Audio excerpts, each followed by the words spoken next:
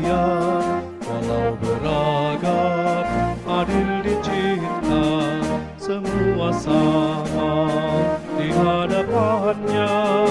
Kita sama sebagai anak bangsa, ada yang kaya dan miskin papa, bergandeng tangan dan bekerja sama, melangkah maju, bangun Indonesia, bergerak mewujudkan keadilan. Mari amalkan Pancasila, kita adil bangsa sejahtera. Mari berbagi penuh kasih cinta pada yang lemah, kecil dan papa.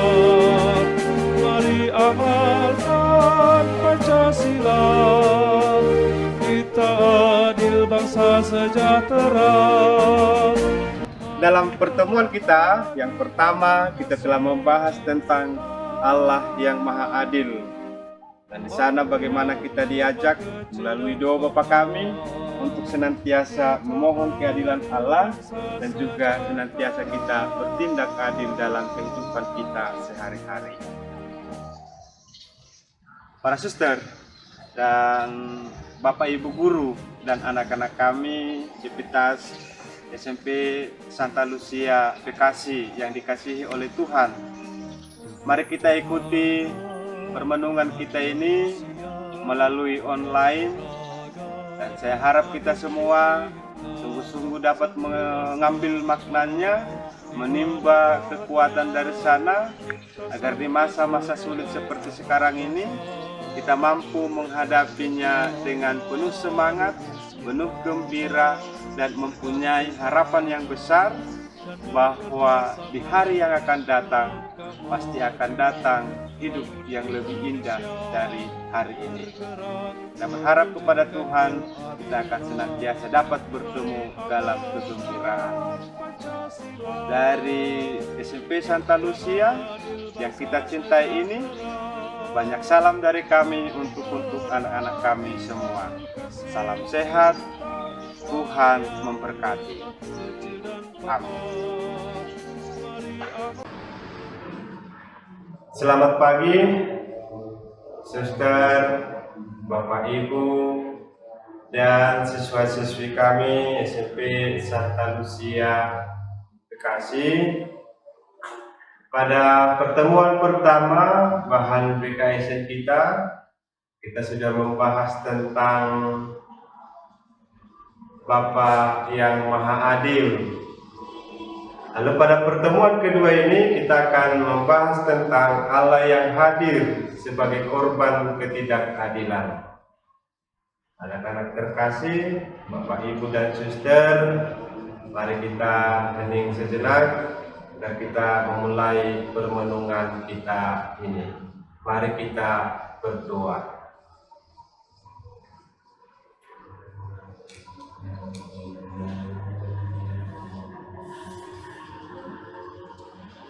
Dalam nama Bapa dan Putra dan Roh Kudus. Amin. Ya Allah Bapa yang Maha Adil, kami bersyukur atas kasih-Mu. Kami Kau beri kesempatan untuk merenungkan keadilan-Mu yang terungkap dalam firman-Mu. Di masa adaptasi kebiasaan baru ini, penuhilah kami dengan Roh Kudus-Mu, agar kami mampu memahami sabda-Mu, serta melaksanakannya dalam hidup kami. Kuatkanlah kami dalam menerapkan ajaran-Mu untuk bertahan dan melewati masa-masa sulit dalam hidup kami.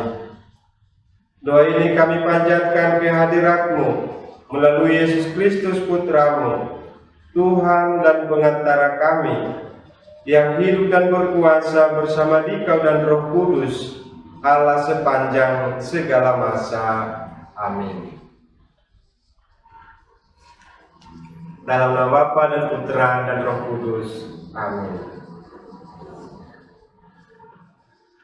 Suster, Bapak, Ibu, dan saudara-saudara anak-anak kami SMP Santa Lucia Bekasi, Hari ini kita akan membahas tentang Allah yang hadir sebagai korban ketidakadilan.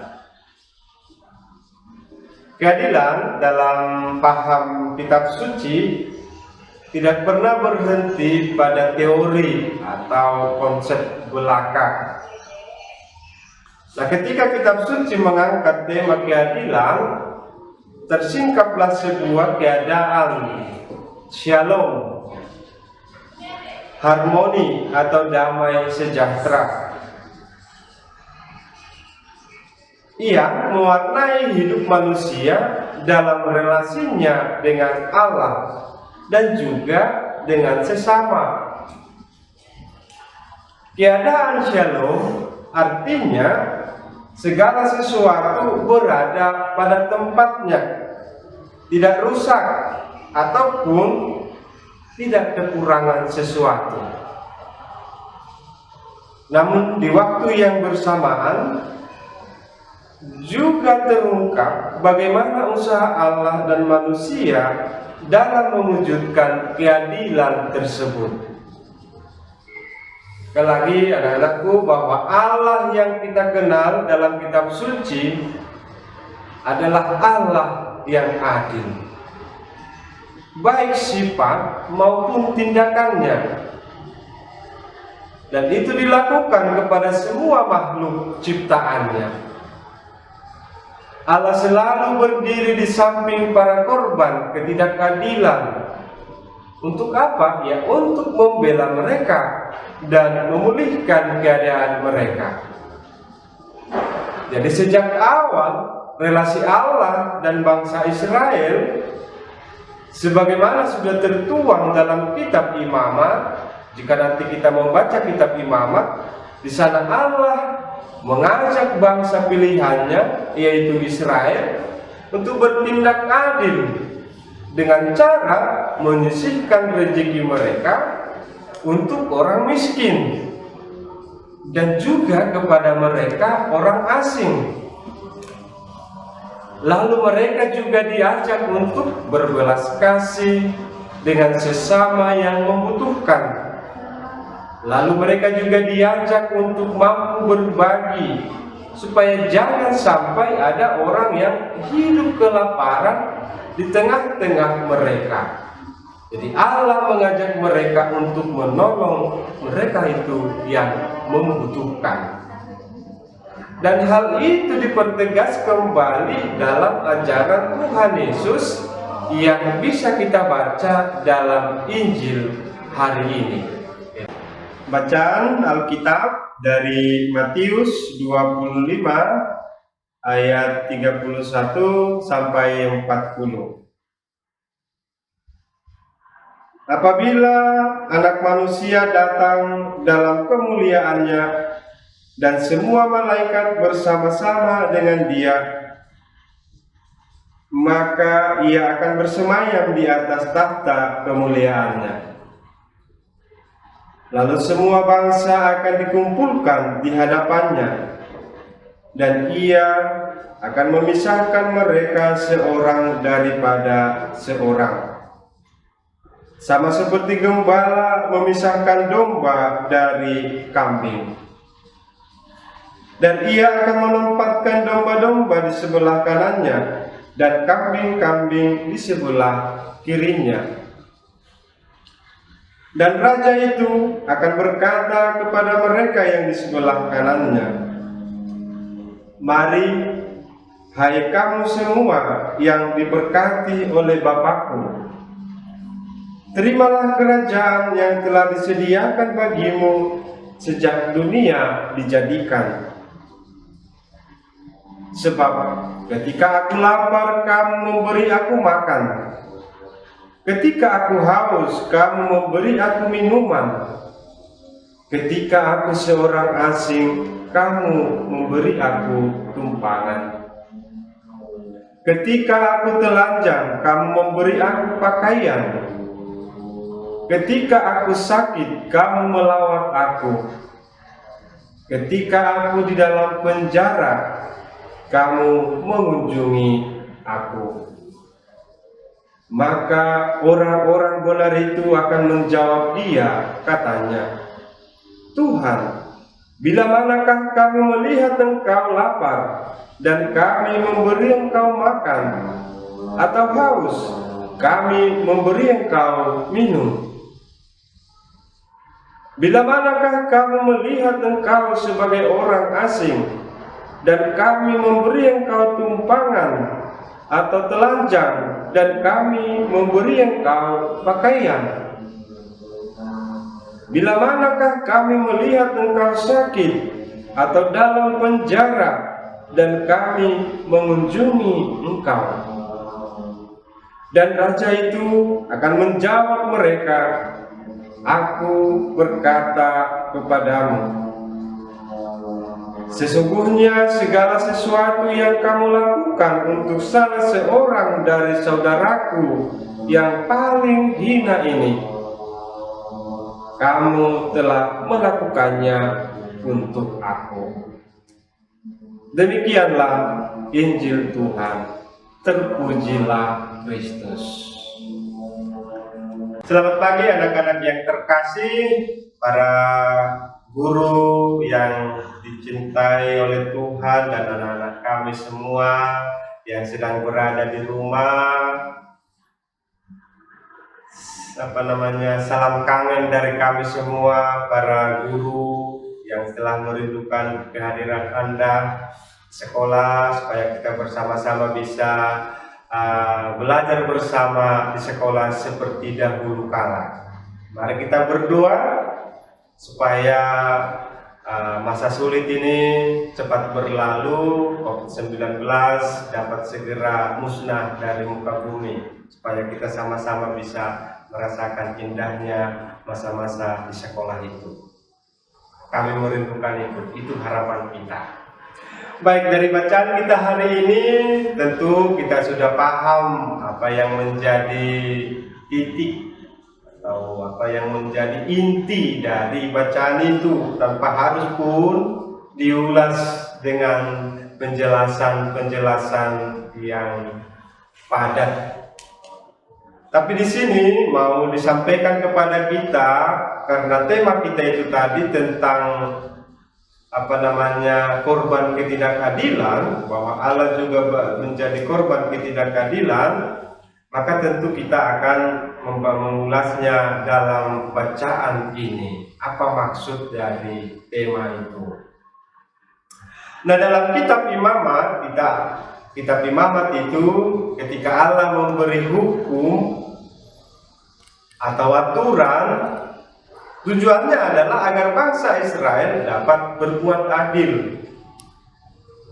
Seringkali digunakan ungkapan yang berbentuk larangan. Jadi artinya dalam kitab Imamat itu, Allah sering memberikan hukum atau aturan agar bangsa Israel dapat berbuat adil. Lalu kata-kata yang sering digunakan adalah kata-kata larangan. Ini terkait dengan pelajaran kita kelas 1, kelas 7 ya, tentang norma dan keadilan. Bahwa norma itu sungguh-sungguh berisi tentang perintah dan larangan. Bahasa yang digunakan kebanyakan berbentuk kalimat negatif. Misalnya mereka tidak boleh menyabit ladang sampai habis. Jadi kalau mereka menyabit ladang itu harus disisakan untuk orang miskin. Mereka tidak boleh mencuri, tidak boleh berbohong, atau mereka tidak boleh bersaksi dusta. Bahkan tidak boleh membuli orang disabilitas. Lalu yang lain lagi, mereka juga dilarang untuk tidak boleh melakukan atau menahan upah pekerja. Dan masih banyak lagi perintah-perintah yang lain. Nah, di sini tersirat untuk bisa bersikap adil, manusia cukup dengan cara menghindari atau tidak melakukan larangan-larangan itu. Jadi supaya saya adil, supaya kita bisa adil, berarti kita cukup dengan menghindari atau tidak melakukan apa yang dilarang oleh perintah, larangan-larangan itu. Bila kita mencermati ajaran Tuhan Yesus tentang keadilan dalam Injil Matius hari ini, ternyata Tuhan menawarkan sebuah sudut pandang yang baru, yang berbeda. Nah, dengan penuh kuasa Tuhan Yesus mengajarkan sebuah ajaran baru tentang sikap adil kepada Allah dan kepada sesama. Apa yang kita lakukan saat ini di dunia tentu sangat menentukan nasib kita di kemudian, di hidup yang akan datang. Apa maksudnya? Iman dan relasi dengan Allah akan diukur dari bagaimana selama kita hidup di dunia ini kita memerlukan sesama, khususnya mereka yang berkekurangan. Jadi iman dan relasi dengan Allah diukur dari bagaimana hubungan kita dengan sesama di dunia ini. Anak-anak yang terkasih, saudara-saudara, para bapak ibu guru dan suster, kita sudah mendengar bacaan dari Matius bab 25 ayat 31 sampai 40. Di sana Tuhan Yesus tidak memberikan perintah berupa larangan seperti dahulu yang dilakukan oleh para nabi yang kita nampak dalam kitab Imamat salah satunya, yang berupa larangan, melainkan mengajak para muridnya untuk mewujudkan keadilan secara nyata dalam hidup mereka sehari-hari. Tuhan Yesus ingin kita secara aktif menerapkan kasih kepada sesama, sehingga terciptalah keadilan di tengah dunia.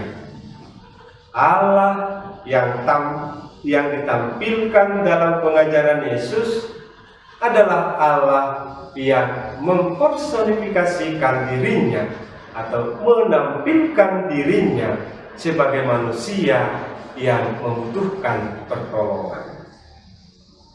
Pertolongan dari siapa? Dari semua manusia yang lain. Allah hadir dalam diri orang lapar, dalam diri orang haus, dalam diri orang asing, dalam diri orang yang telanjang, sakit, dan dalam diri orang yang sedang dipenjara. Dengan tegas, Tuhan Yesus menghilangkan garis pembatas antara iman kepada Allah dan tindakan nyata kepada sesama yang menderita. Maka dikatakan, aku berkata kepadamu, sesungguhnya segala sesuatu yang kamu lakukan untuk salah seorang dari saudaraku yang paling hina ini, kamu telah melakukannya untuk aku. Apa yang kita lakukan kepada mereka yang hina-hina ini berarti juga sudah kita berbuat kepada Allah. Bagi Tuhan Yesus, menjadi pribadi yang beriman tidak cukup berdiam diri atau hanya menghindari aneka larangan yang ada. Iman menuntut sebuah tindakan aktif dan konkret dari manusia dalam memperjuangkan keadilan. Jadi tindakan dari mereka yang dipuji oleh Yesus dalam bacaan di atas bukanlah tindakan yang spektakuler, bukan juga sebatas wacana atau ide-ide cemerlang. Tindakan mereka sangat konkret dan efisien. Artinya sebuah bantuan yang tepat guna atau tepat sasaran. Misalnya orang lapar diberi makan, bukan diberi HP canggih atau dikuliahi, diceramahi panjang lebar. Meski sederhana, tetapi tindakan mereka adalah jawaban atas apa yang dibutuhkan oleh mereka yang dalam kesulitan hidup. Di sini mau ditekankan bagi kita, iman itu membutuhkan perbuatan. Jadi iman tanpa perbuatan adalah mati. Nah, melalui ajaran Yesus ini kita diajak untuk berani keluar dari dirinya dengan memberikan bantuan sekecil apapun itu, sehingga hidup para korban ketidakadilan tidak berakhir tragis. Dalam hidupnya, orang beriman harus berjuang menampilkan wajah Allah yang adil, wajah Allah yang peduli dengan orang-orang kecil. Dalam masa adaptasi kebiasaan baru, rasa empati kepada mereka yang mengalami kesulitan sangat dibutuhkan. Rasa empati tidak berhenti pada ungkapan atau rasa kasihan, tetapi mampu berbelah rasa dengan mereka yang menderita. Dalam situasi sulit dan serba terjepit, Gereja Katolik termasuk kita orang-orang beriman. Gereja Katolik termasuk kita orang-orang beriman kepada Kristus ditantang untuk menjadi pelopor dalam tindakan adil dan belas kasih. Situasi dunia yang berantakan justru menjadi medan karya bagi kita untuk dipanggil atau untuk terpanggil dan bergerak sesuai dengan segala ajaran yang kita peroleh dari Yesus Tuhan kita. Jadi kasih yang nyata akan merobohkan sekat-sekat perbedaan dalam masyarakat yang sebelumnya menjadi sangat mencolok di negara kita. Kebaikan yang tulus, kasih yang sejati adalah bahasa universal yang mudah dimengerti oleh seluruh umat manusia. Ketulusan dalam berbuat kebaikan sangat diperlukan karena akan membantu kita untuk tidak mudah kecewa ketika kebaikan kita disalahpahami atau bahkan tidak berbalas terima kasih dari orang-orang yang kita bantu. Suster, saudara-saudara, Bapak Ibu guru, dan anak-anak kami sekalian, dalam konteks kita sekarang ini, kita mau berjuang menciptakan keadilan dan kasih, dan kasih selalu muncul pernyataan di benak kita. Misalnya, kalau dari diri kita sendiri saja dalam keadaan sulit, bagaimana kita bisa membantu sesama? Kabar sukacita Injil yang bisa kita dengar dalam bacaan Injil yang baru saja kita baca adalah tindakan adil dan belas rasa yang kita lakukan kepada sesama. Semua itu merupakan bentuk penghormatan dan cinta kita kepada Allah. Perjuangan yang tidak mudah itu bila dihidupi dengan keikhlasan, kita akan memperoleh keselamatan. Tentunya keselamatan dari Allah. Seperti yang telah disadarkan atau disabdakan oleh Yesus, mari hai kamu semua yang diberkati oleh Bapakku, terimalah kerajaan yang telah disediakan bagimu sejak dunia dijadikan. Bapak Ibu, Suster, dan anak-anak kami SMP Santa Lucia Bekasi yang dikasihi Tuhan, demikian ulasan dari permenungan kita dari bacaan Injil hari ini, yaitu dari bacaan Matius 25 ayat 30 sampai 31 sampai 40. Sekarang dari hasil permenungan itu kita diajak untuk merefleksi seperti biasa yang telah kita lakukan. Kita upload ke agenda sekolah kepada guru agama masing-masing. Sekarang mari kita tutup pertemuan kita ini dengan doa penutup. Mari kita siapkan batin kita duduk dengan rapi, kita lipat tangan kita. Mari kita berdoa. Dalam nama Bapa dan Putra dan Roh Kudus. Amin. Bapa yang Maha Adil, terima kasih atas penyertaan-Mu sepanjang pertemuan kami. Sabda-Mu dalam kitab suci yang kami dengar dan kami renungkan hari ini membantu kami untuk menemukan makna dan tujuan hidup kami di dunia ini. Biarlah sabda-Mu selalu menjadi kekuatan bagi kami untuk mewujudkan keadilan di muka bumi ini. Doa ini kami mohonkan kepadamu dengan perantaraan Yesus Kristus Putra-Mu dan Tuhan kami kini dan sepanjang masa. Amin. Dalam nama Bapa dan Putra dan Roh Kudus. Amin. Terima kasih anak-anak atas kesempatannya untuk mendengarkan renungan kita, bahan BKSN kita untuk pertemuan yang kedua ini. Semoga Tuhan senantiasa memberkati kita, menjaga kita, memberikan kita kesehatan. Salam sehat, kami merindukan kehadiran di sekolah. Mari kita berdoa untuk wabah ini agar cepat selesai. Terima kasih.